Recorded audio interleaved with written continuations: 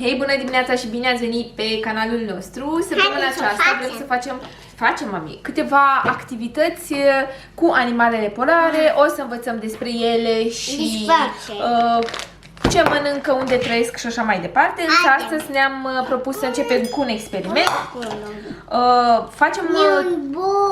O să o pun în bol, mami, da. Facem aceste activități tocmai datorită faptului că încă este iarnă în calendar. Din păcate, noi nu am avut parte de zăpadă, așa că o activitate senzorială care implică zăpada sunt sigură că va fi mai mult decât binevenită, având în vedere că am avut așa o pauză de activități și sunt sigură că Sofia va petrece destul de mult timp cu zăpada senzorială. Sofie, ești nerăbdătoare, văd?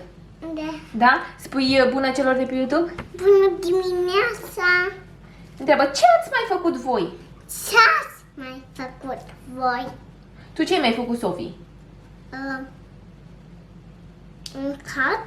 Ai mâncat de sărbători, normal că ai mâncat așa? Ce ai mai făcut? Mâncat o goțălică. Acum ai mâncat o gustărică, da, în general, ce ai mai făcut? Cum ți-ai petrecut sărbătorile? A venit Moș Crăciun la tine? Da. Da? A venit.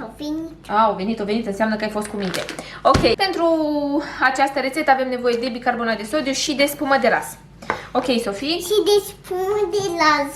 De ce avem nevoie? Hai, spune. De carbonat de sodiu.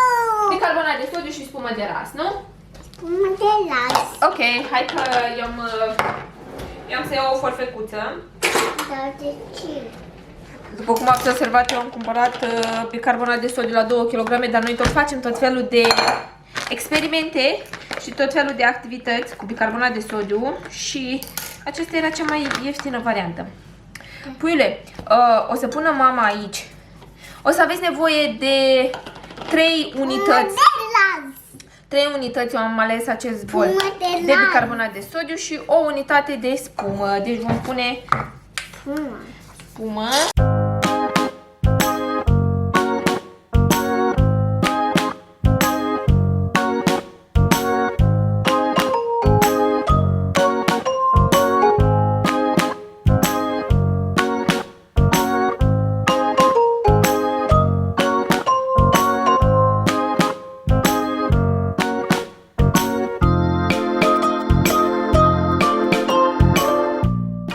Acum, după ce am terminat de făcut, o să turnăm toată zăpada într-o tavă.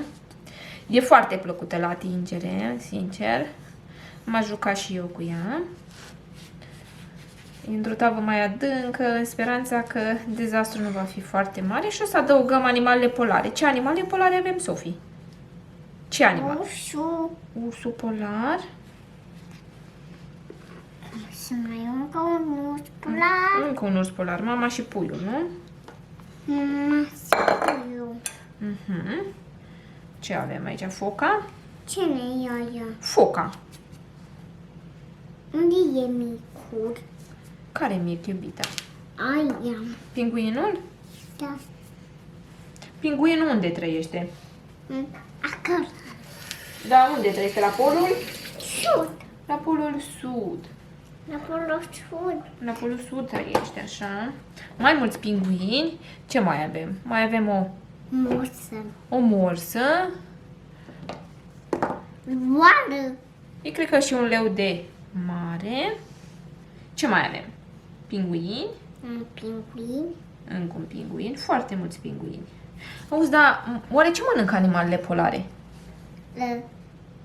Pinguin. Pești mănâncă. Pinguinii mănâncă pești. Și mai toate animalele polare mănâncă pești. După cum au anticipat, Sofia a fost antrenată câteva zeci de minute în joacă senzorială, iar la sfârșit am depozitat zăpada într-o pungă cu fermoar și ea a continuat joaca spălându-și animalele polare.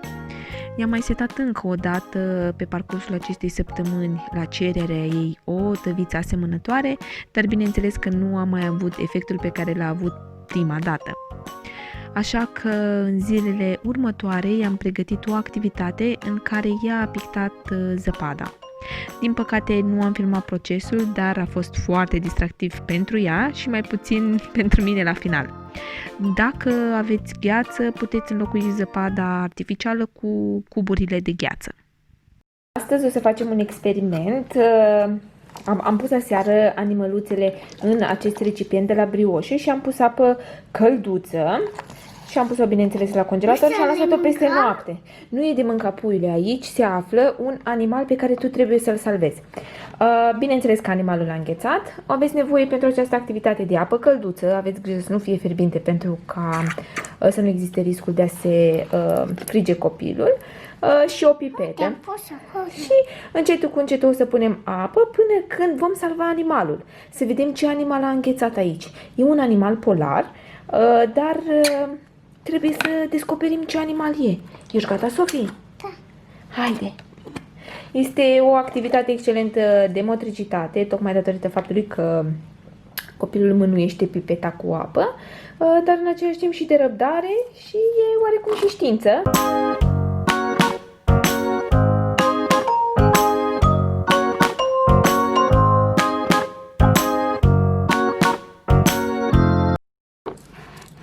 Te-am scos. Ai scos, ai salvat vulpea polară! Yay! Haide. Acum noi mai avem încă 3 animăluți aici de salvat. Pune mai tare. Vrei să mai salvăm un animal? Da. Hai să mai salvăm un animal. Aici oare ce-o fi? Deci ce-o fi? Nu? Oare ăsta e ursul? Haide să vedem. E într-un ghețar verde. Este și o activitate extraordinară pentru cultivarea răbdării, pentru că la vârsta aceasta copiii nu știm foarte clar că nu au răbdare în general să termine anumite lucruri. Să mai fac și eu? Sigur, mai fac și eu. Winning. Și atunci e o modalitate prin care își... Ce? Ai văzut vulpea polară? Vulpea polară, da, își exersează răbdarea printr-o modalitate plăcută. Ia. Wow. Uite, aia Până la urmă. Poftim? Aia ursul? Pare a fi ursul, da, cred. Ursul ce face acolo? A rămas blocat. Și vrea să îl salvăm. Salvat și ursul polar.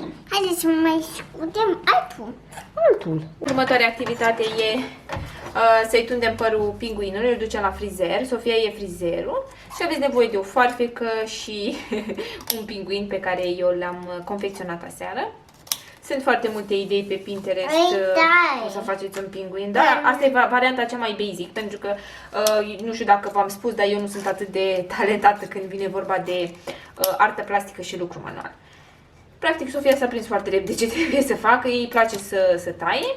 E o activitate bună pentru dezvoltarea motricității și, foarte important, copilul învață cum să țină o foarfecă în mână.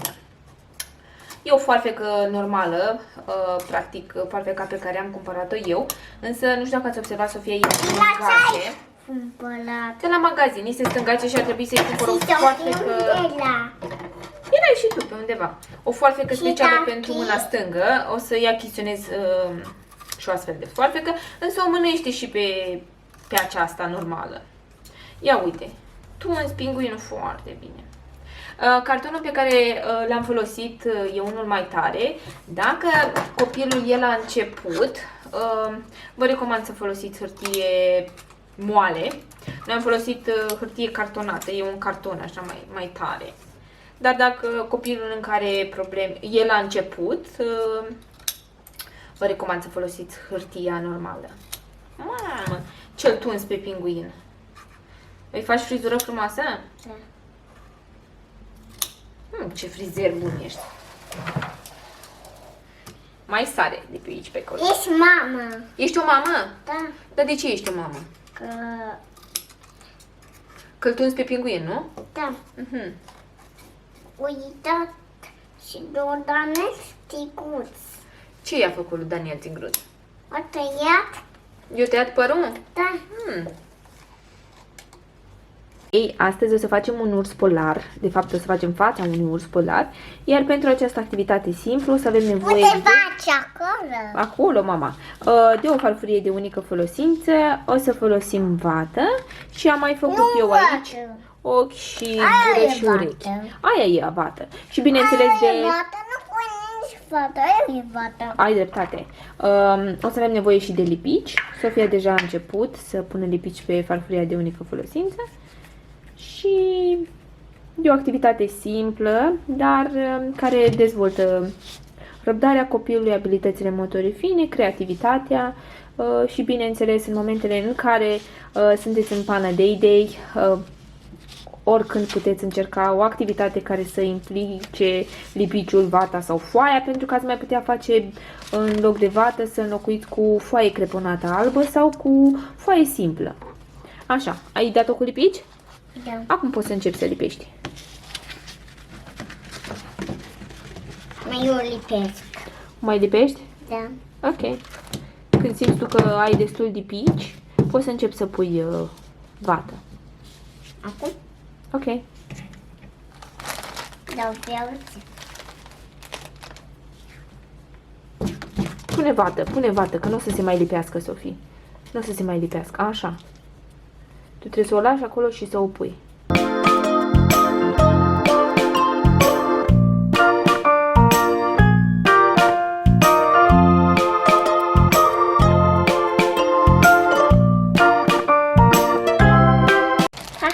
Vată. Am făcut! Ai făcut! Și acum tapează-o cu mâna un pic. Așa. Unde merge acum ursul polar? O să-l punem lângă pinguin acolo. De ce? Celălalt cum e? E bun. Celălalt cum e? E bun, iubita. Hai, lipește ochiul. Pe unde? Acolo, pe unde. Așa. Și celălalt ochi? Am cu un ochi. A rămas cu un ochi, da. Dar de ce a rămas cu un ochi? Așteaptă să-i lipești și celălalt ochi. Ce faci? Știi că ursul polar e cel mai mare carnivor din lume? Trebuie să-i facem și un frate. Să-i facem și un frate? O să-i facem și un frate, ca să nu se simtă singur. Hai. Lipește ochiul lângă celălalt, să aibă doi ochi.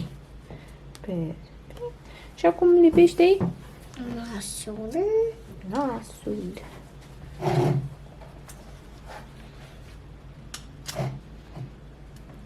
Păi de ce? O să activități. Îți place să faci activități? Dar de ce îți place? Păi nu știu, de ce îți place puiule să faci? Ești excelentă. Ești excelentă? Ok. O lipești pe lipici. Lipești pe lipici? Da. Acum poți să pui nasul. Unde? Așa, doar că e, cred că un pic invers, uite așa. De ce? Care nas și mustățile, gura. Și acum ai vrea să lipești și urechile? Unde uleți? Sunt două urechi.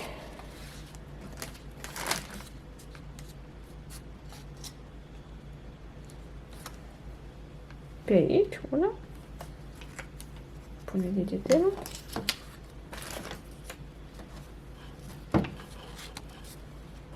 E ca o foaie. E ca o foaie, doar că mami a tăiat-o astfel încât să pară că e o ureche.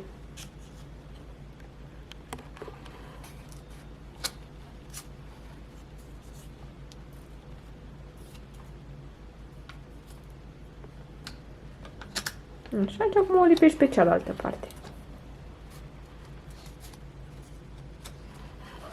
Și uite, așa a ieșit un urs polar cu urechile un pic cam. Și haideți să-i facem și un frate. Să-i facem un frate? Da. Deja mai vrei încă o dată?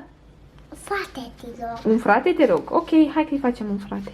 Ce avem aici, Sof? Un urs polar. Un urs polar. Trăiește Ce face ursul polar? în căutare de mâncare, cred. Ia să vedem, să vedem mai clar. Ia uite. Ursul polar. Ce avem aici? Ren.